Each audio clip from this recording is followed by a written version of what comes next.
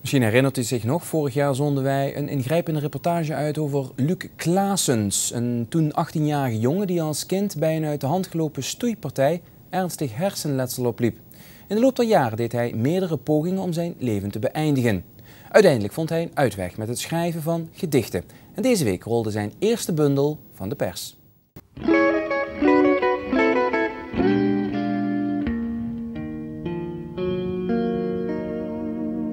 Vorig jaar vertelde hij op TV Limburg openhartig over zijn verleden, over zijn ongeluk, over zijn handicap en over zijn vaak loodzware gedichten. Een terugkerend thema, de dood.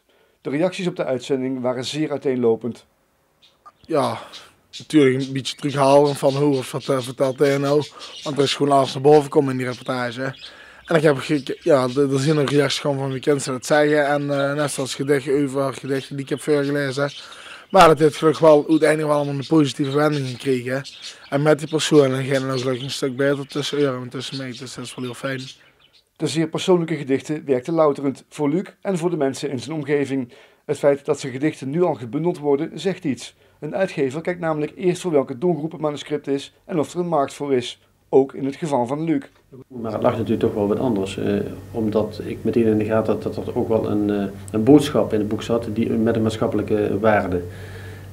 En die combinatie van dat ik van mening ben dat er wel een doelgroep is en nog een keertje een maatschappelijke boodschap heeft ons er snel van overtuigd om met Luc in zee te gaan.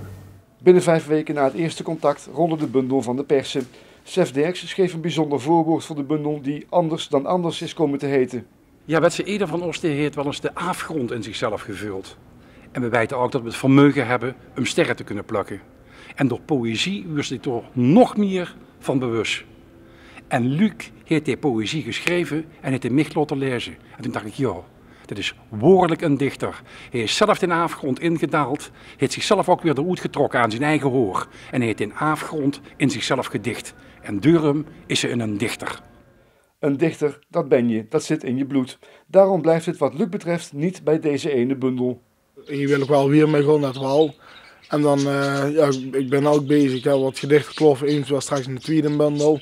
En ook de zonnige kant straks gewoon beleggen, want dat is gewoon een zware bundel, dat geef ik toe. En daar ben ik wel mee bezig en dus kijken of dat straks ook zijn uitwerking zal hebben.